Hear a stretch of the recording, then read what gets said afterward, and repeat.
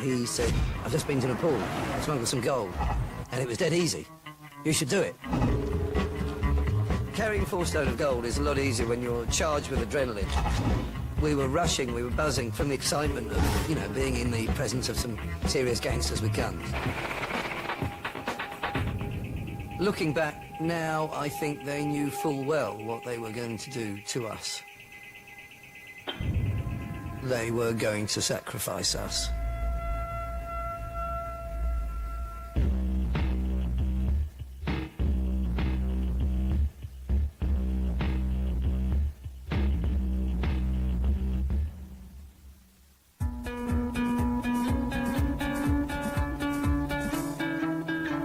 I was a city boy. I had my Hermes tie, I had my brogues, my pinstripe suit. And, you know, I enjoyed having a bit of money in my pocket and pretending that I was really quite important. And quite a little city gent. But because of the general business environment, there was a lot of stress.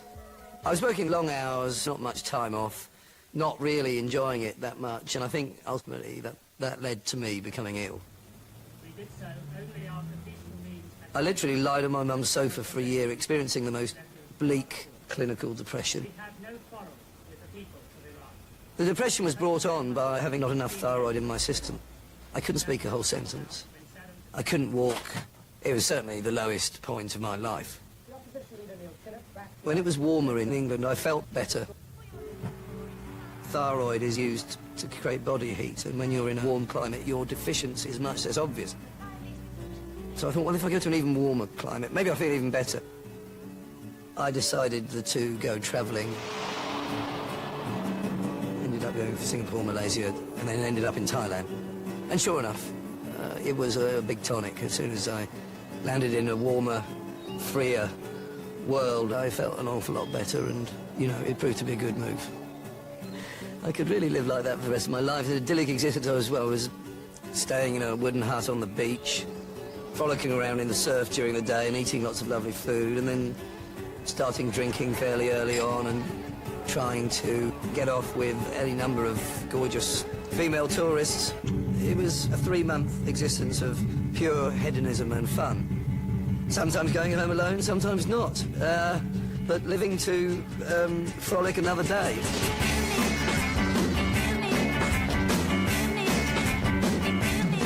All the elements of a sort of dreamlike existence for a young man who wants to just get stuck into a few adventures.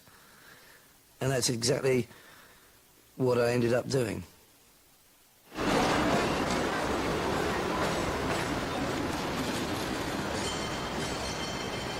Hong Kong was a cultural shock because just literally the amount of people in the buildings. I was used to space and beauty, and suddenly it's just this noise and bustle. How you going, mate? Spare bed? I'll take it. Hi, how you doing? Good, I was. There was this bloke in my hostel called Oz who arrived after I'd been there for about a week, and I just kind of took him under my wing. He seemed a bit naive in terms of drinking and going out and having fun, and I just showed him how to do it.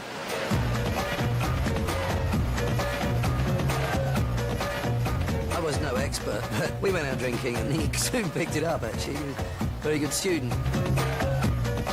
And we soon became very firm friends.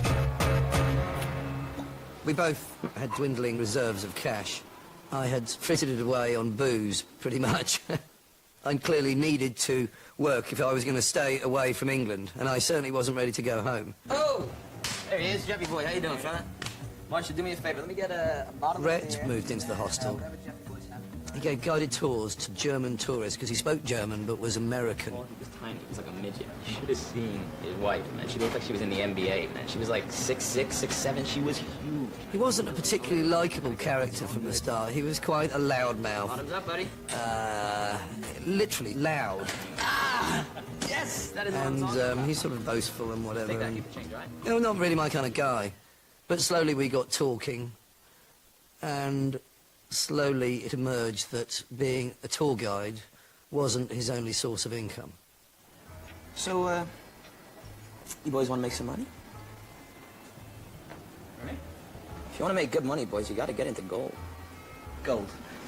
What, get into it. He revealed that he had been taking some gold over to Nepal, and this sounded like extraordinary. What on earth are you doing? All you gotta do is take the gold on a plane, spend the weekend in Kathmandu, take a look at the mountains, fly back Monday. Exotic, yeah, good. Nice. And that he was going to do it again, and that there were spaces for other people to go with him if I wanted. You know the guys at the airports, custom officials, that sort of thing? They're all in on it. Every single one of them. It just sounded frightening, scary, involving people I didn't know in countries I didn't know, and that it could go horribly wrong, and I wasn't in that desperate a situation. Listen, fellas, take it or leave it. Leave it, thank you. What about you, Oz? Well, mate, I'll think about it, and, no. It's all good, boys. I'm not gonna twist your arms. Oh! Right, bud? Alright, mate. He's coming for a beer. He disappeared for a weekend, didn't tell us where he was going, and came back with a wad of dollars. A big, fat, green wad of dollars. You know, we were just transfixed. I think Oz and I just were sitting opposite him, and we just thought, well, you know, that's a lot of money. It was actually $2,000. Wasn't a great deal of money, but to people who were travelling and running out of cash, it was a lifeline. It seemed so tempting. Just a weekend away, not that difficult.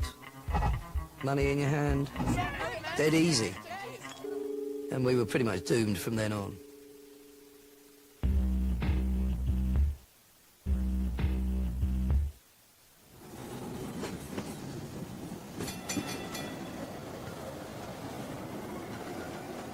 Oz and I approached Rhett and said, we're on for the next run.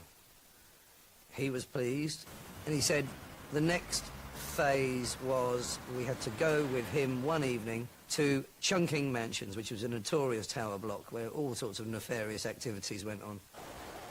So one evening, Oz, Rhett and myself went downtown and met the fourth member of the team. Guys, this is Eric. He's French. In case you guys can guess. A guy called Eric, who was a maitre d' at a restaurant in Hong Kong. A nice guy. We got on well with him. Let's go.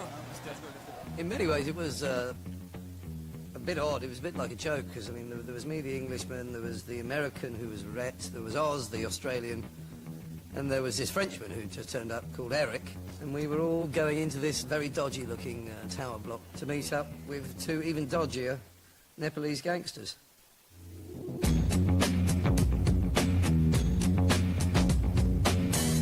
It was rather exciting because I'd heard about this place but never been there, and it had quite a reputation for being a centre for prostitution and smuggling, and, you know, you could hire a room by the hour, and this was one of those places where dodgy deals could be done and no questions would be asked.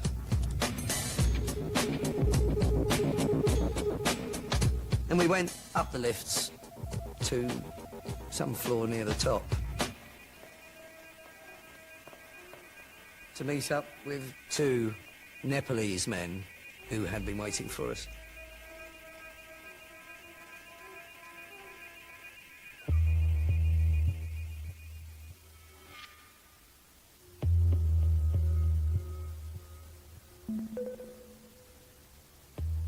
The first thing that hit me was that one of them was wearing a shoulder holster, and the end of his gun was sticking out from under his arm.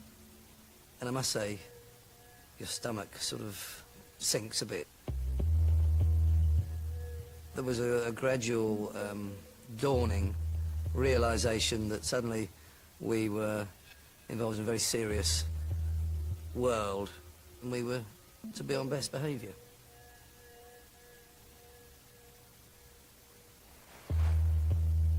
They had one multi-pocketed denim waistcoat which had $400,000 worth of gold in it, and he wanted to see whether we were physically strong enough to pick up this vest and put it on.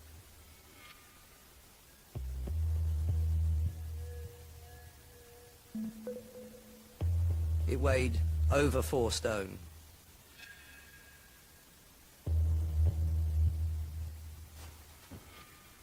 Obviously, you go from being 11 stone to 15 stone suddenly. It was just very heavy, and you could feel your feet, you know, You're a bit like Robocop when you were walking with that on, because suddenly you were 4 stone heavier. We all wanted to prove ourselves to each other that we could handle it.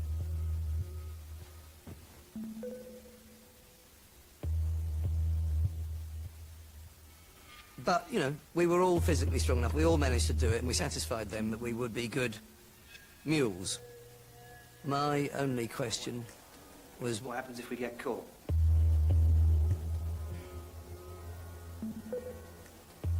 एक रातको लागि जेलमा हालिदिन्छ के हुँदैन एक रात जेलमा हालिदिन्छ no problem Nothing, man.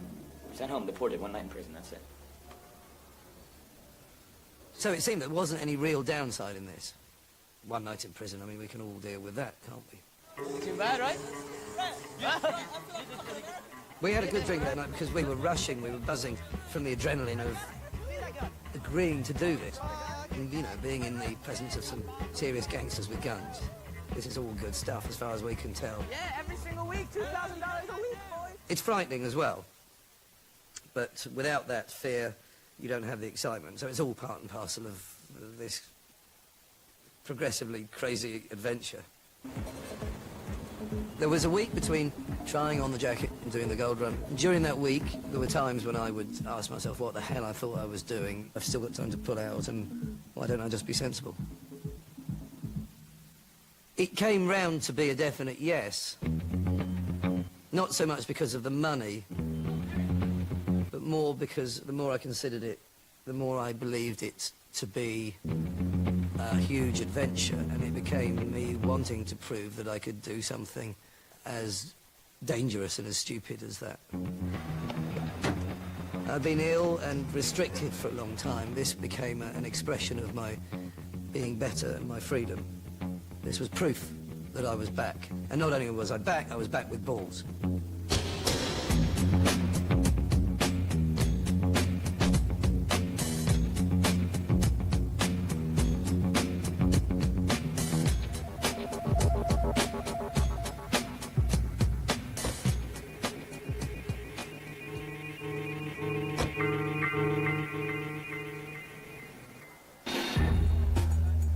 The plan was to arrive at the airport, check in, go through to the departure lounge, and there somebody would meet us and hand the gold over to us in the toilets. There was a lot of nerves at this point. There was tension. We're sitting around waiting, thinking, you know, where is this guy? You know, the first group of people on our plane have got on a coach and have driven across the tarmac to the plane, and still this guy isn't here. You know, it's like, what's happening? And you think, are we being watched? Do people keep an eye out for people who look nervous?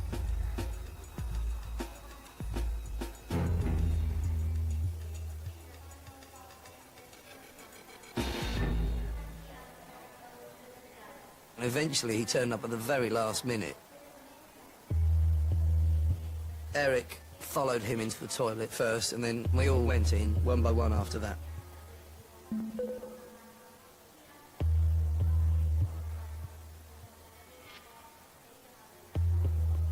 I was almost forcing myself to do something which was against my nature. I was, you know, just a middle-class kid backpacking around, suddenly doing something totally illegal, which was probably the first major illegal thing I'd done in my life.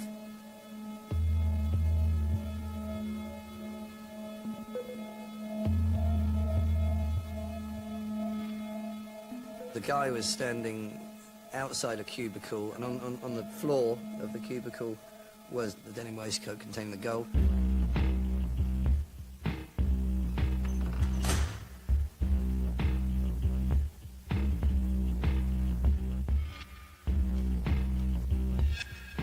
We had to wear jackets and shirts in order to provide 2 layers to conceal what we were carrying beneath.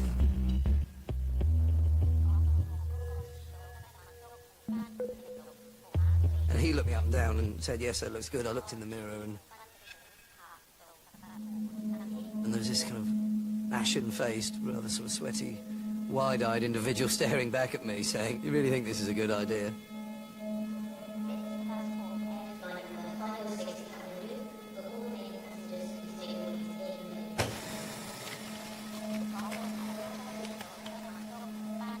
that was the dawning realization that there was no turning back now, and it was going ahead. It was just an intense fear, primarily. Fear of the unknown and what one was letting oneself in for.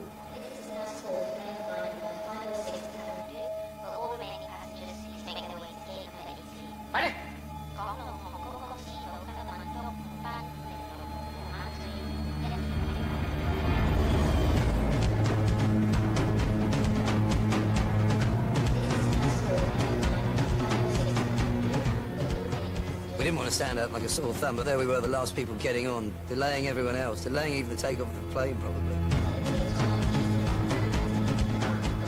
Carrying 4 stone of gold is a lot easier when you're charged with adrenaline and you're therefore a lot stronger than you normally are.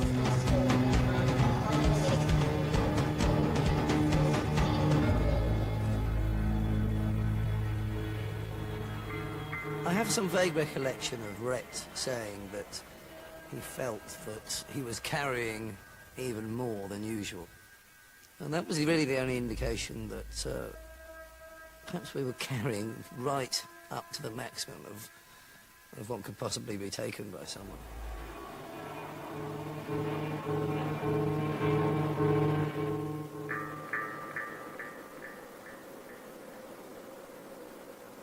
It seems that the deal with gold smuggling was that you can fly it over to Nepal, where they have no metal detectors at the airport, and the customs people in Nepal were paid off to allow you to go through without any trouble.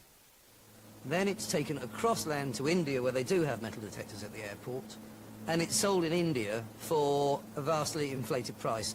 What you haven't done is paid the tax for bringing it into either Nepal or India. So that's where the arbitrage is. That's where, you know, people make money from gold smuggling.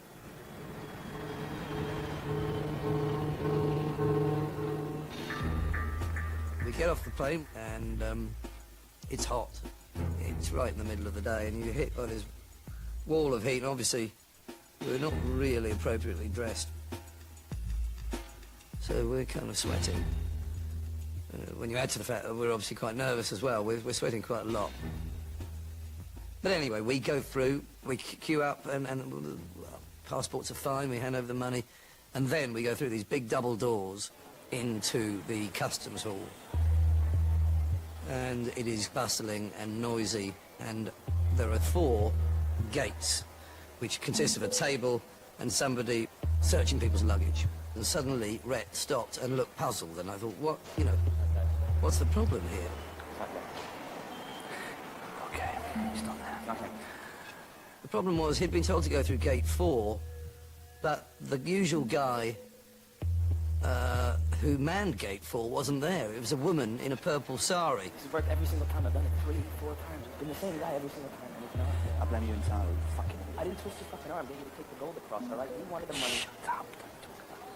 There was literally an awful, I don't know, 3 or 4 minutes. It dragged on forever, whereby we were just sort of trying to look cool, but not moving, and therefore attracting more attention to ourselves. Well, trying to have these conversations. Well, what are we going to do then? We can't just stand here.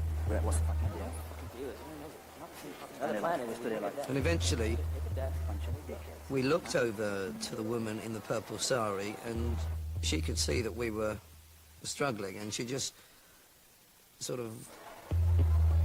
4 waves, what does that mean? 4 waves, what does that mean? Do you know it? Of course I don't fucking know. I know one guy. I told you you got a better idea. No, of course I've got a fucking better idea. It's not my idea. If you don't have a better idea, then why don't you shut the fuck up?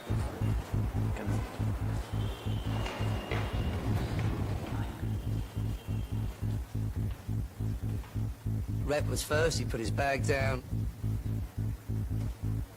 Thank you very much. Oz was next.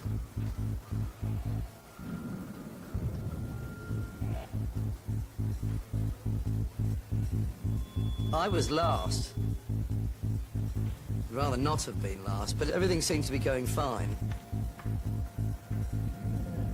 Until suddenly, on the other side of the customs hall,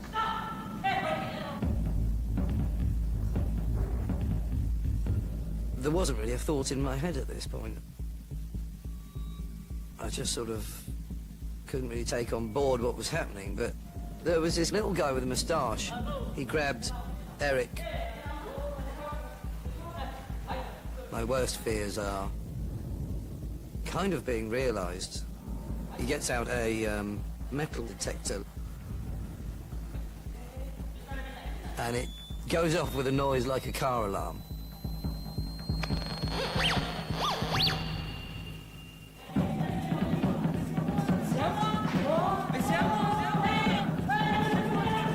Hey, you!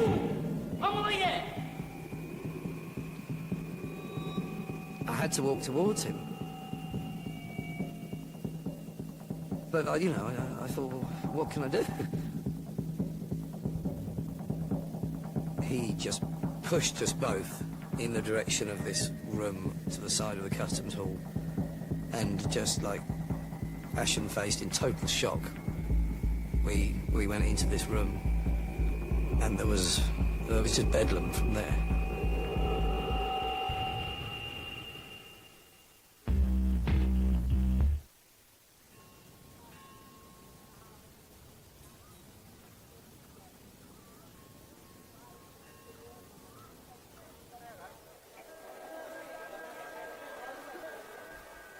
Whilst Eric and I are sitting in this room, Oz and Rhett have walked through and are on the other side, waiting for us to come through. Gotta check out the monkey temple while you're here, man. Yeah, right there. Do they have elephants or?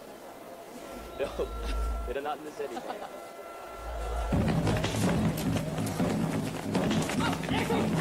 Get the fuck off me! Whoa, stop! But instead of us coming out, it was 4 or 5 armed policemen coming out.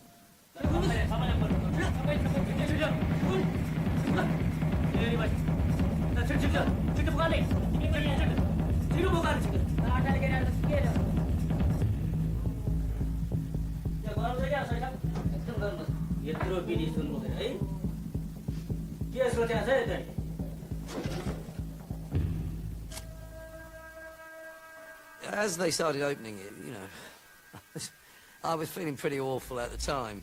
And then suddenly I thought, well, hang on. I hope that it's just gold I've got in my vest, that there isn't a couple of packets of heroin as well. I just thought, well, how stupid have I been? Quite remarkably stupid in retrospect.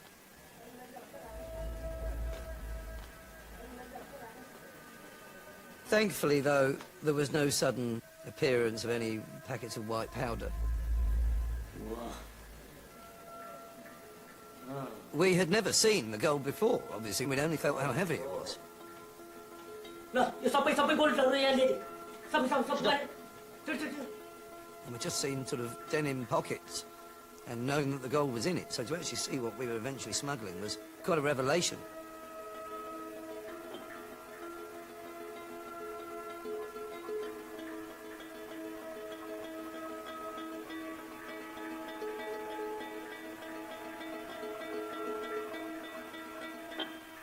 And it was quite a revelation to the customs officials who were gathering around. We later discovered it was the largest seizure of gold ever in the history of gold smuggling in Nepal. So they were naturally rather amazed at the amount that we had had the audacity to try and smuggle into their country. Forms were produced which were written in Nepalese, which they wanted signatures to. And we didn't know what they said. We didn't have any legal representation. We didn't have anything.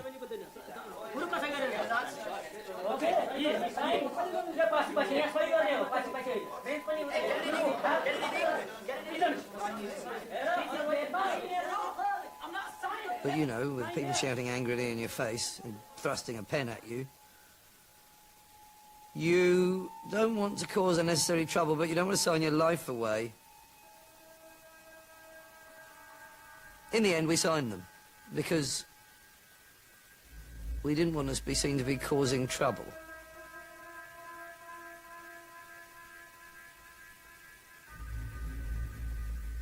Then what happened, and this was the only time I must have come close to,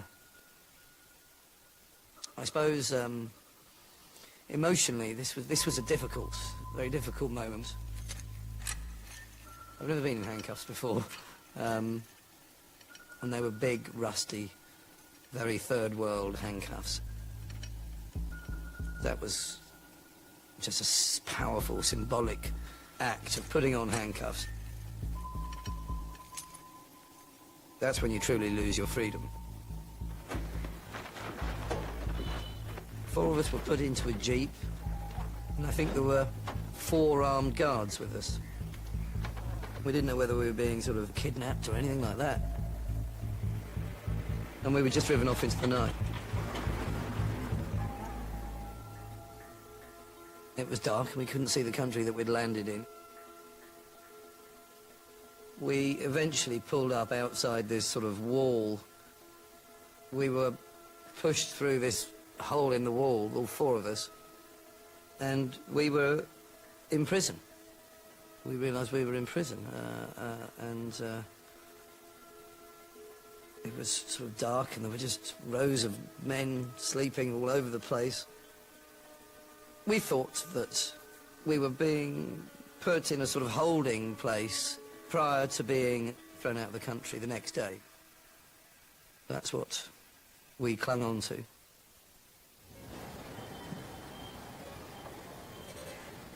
Strangely, I slept incredibly well. It was an exhausting experience the whole day, and by the time we got there, I shut my eyes, and I did manage to sleep, and woke up the next day, you know, surrounded by this hubbub of being in the middle of a prison. I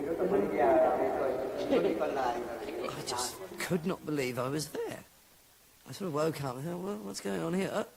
All right, yeah, I was arrested last night for gold smuggling. I've been slung in prison. Here I am. There was a call from the front gate, and we had to get back into a jeep with some more soldiers in, and we were driven back to the airport.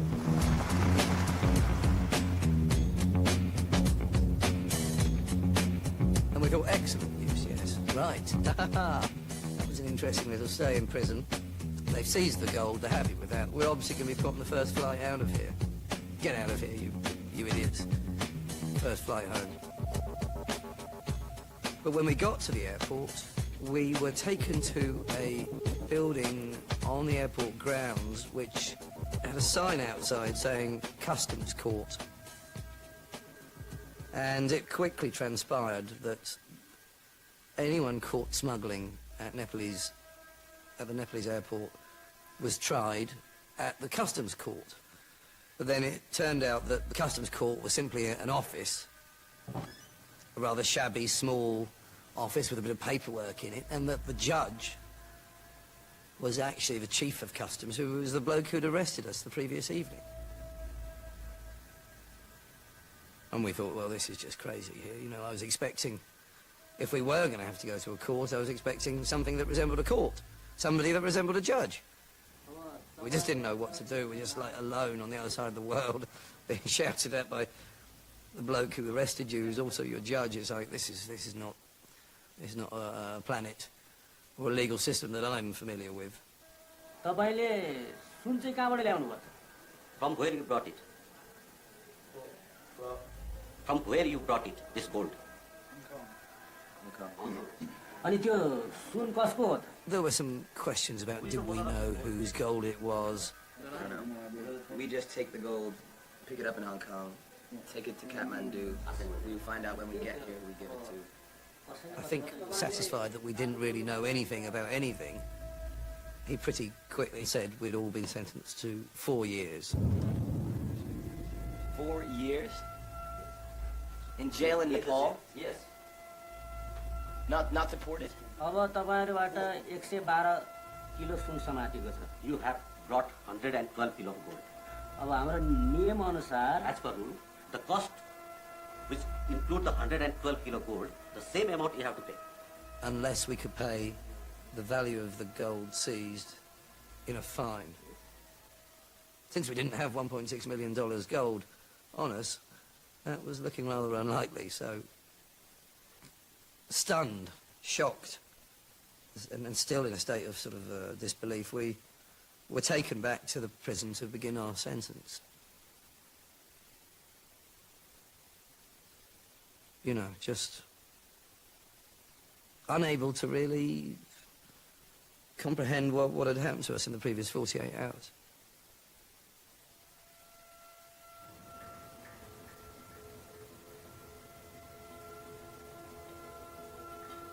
I wondered what had gone wrong. Why didn't this operation go smoothly like all the other ones had done? Who was the guy who, first of all, apprehended Eric and then myself? Why did that happen if everyone was paid off? We were later to find out that, you know, there were other things afoot. But at that time, we had not a clue. Life in prison in Kathmandu was very frightening. We didn't know whether there would be violence, whether there would be sexual violence. It was a prison that just had everything from murderers and child molesters and rapists, thieves, drug addicts. The whole range of criminality was there. On the first or second day, I was introduced to the only other white guy in prison. He looked simply quite extraordinary. He looked like some sort of wizard from another century. And he talked in riddles. He talked in total gibberish, basically. I discovered that he had been a gold smuggler, had been in for nearly 4 years, and had gone mad. This was particularly frightening, because my greatest fear now was, I don't know, depression or being cut off from your friends and family. You know, you don't know where that's going to take you mentally, and it seemed to me that here was potentially the future of me. Just bonkers.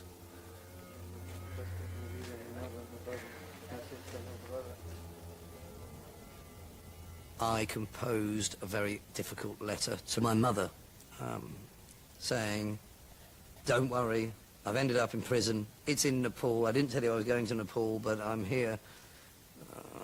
And, you know, I felt stupid, selfish, pretty wretched, really, you know. All of the sort of bravado had drained away like dirty bath water, and was left with a slightly scared young man wishing he could go back in time and reverse some decisions that had proved to be less than sensible. After 3 or 4 days in prison, we received an American visitor who asked to speak to Rhett. And his name was Ian, and he was somebody that Rhett had met on previous visits. So how's it going, man? How's it going? I'm in Nepalese prison. Pretty fucking shit.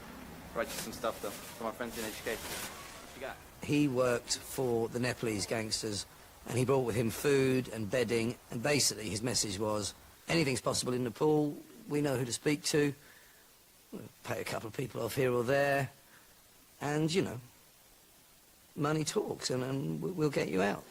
There was an enormous sense of relief and excitement and hope that, you know, we hadn't been forgotten about.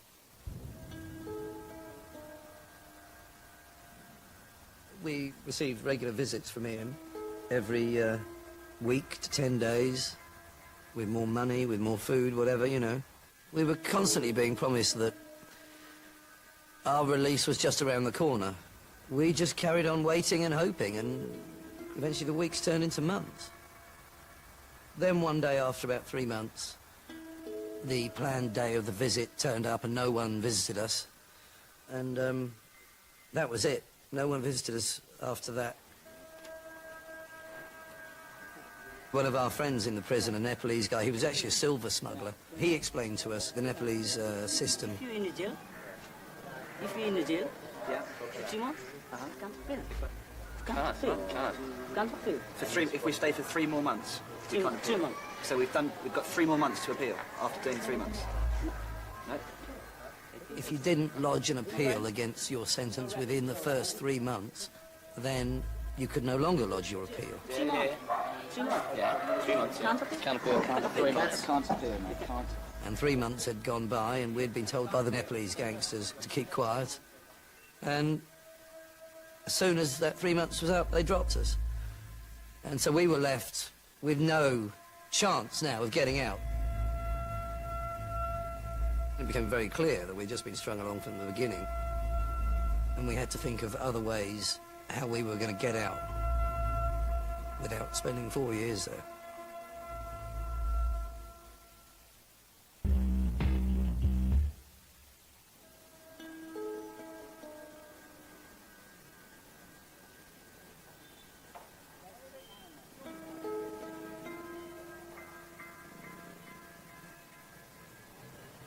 Uncle Tony actually wasn't an uncle. He was something like a second cousin, but he was always an uncle to me. I also knew that, you know, Uncle Tony had been in the RAF and had quite a distinguished career there, and I knew that he'd afterwards had some sort of slightly more shadowy role, which made him a kind of James Bond in my eyes. He was a kind of like, you know, a bit of a hero figure for me. I received a call from the front gate, and there, waiting, was Tony, in a big green Barber, the same one he used to wear on his farm. And it was quite an emotional moment, because suddenly there was one of my family here to try and help get me and my friends out. Tony had done his research, and we knew that once a year, on the King's birthday, the King, in all his mercifulness, agrees to let out certain people on a pardon. Tony got us writing paper, and we composed a nice letter to His Highness saying, "Could you let us out on your birthday, please, Your Highness? We were guilty, but we're sorry, and we'd like to go home."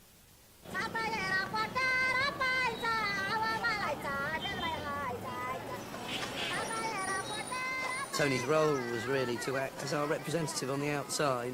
You know, we just wanted Tony to meet as many people as possible. We didn't know how any one contact might be able to help us, but we understood that if you were going to get out via writing to the King, you had to have political support on the inside. And so Tony met up with an interesting guy called Lucas.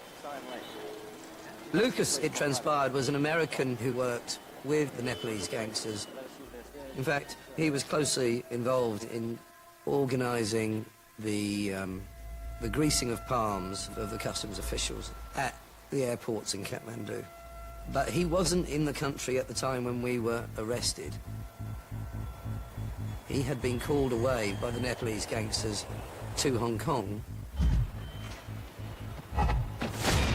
So whilst we were heading for Nepal, Lucas, who would normally be overseeing the bribing of the customs officials, is arriving in Hong Kong.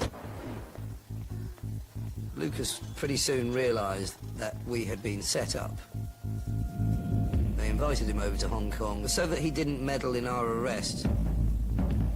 Our arrest was planned from the start by the two guys that we had met in Chungking Mansions.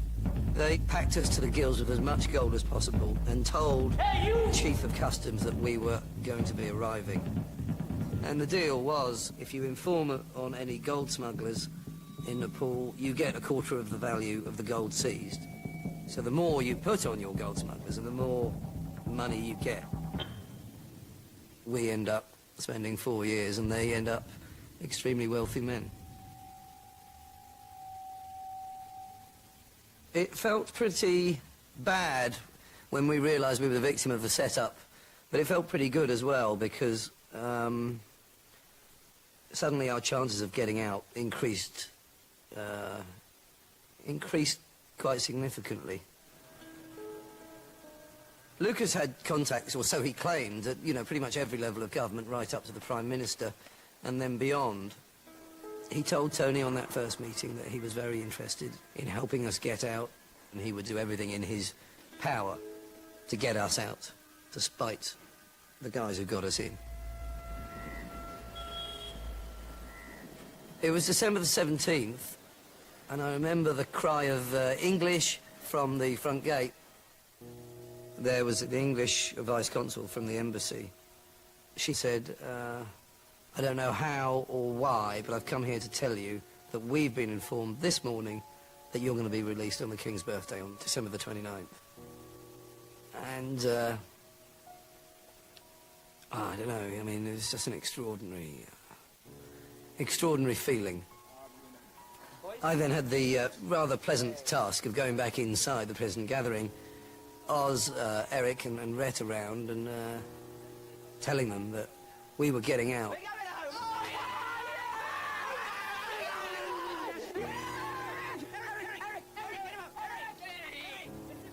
We'd been very stupid in getting in and we'd been very lucky in getting out, but we were incredibly relieved. But it looked like our ordeal was coming to an end.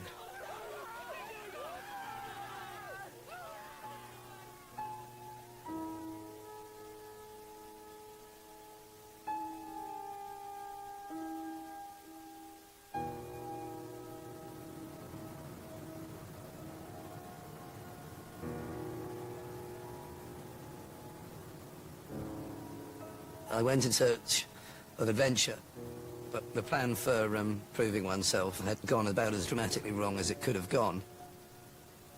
I still dream. I have regular dreams where I tried to smuggle again, and I failed again, and I'm back in prison, and I'm counting the days again, and it's never a particularly nice dream.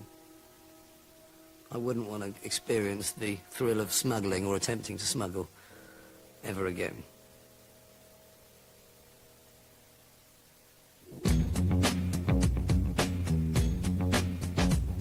And the series concludes next week here on 5 at the same time, 9 o'clock.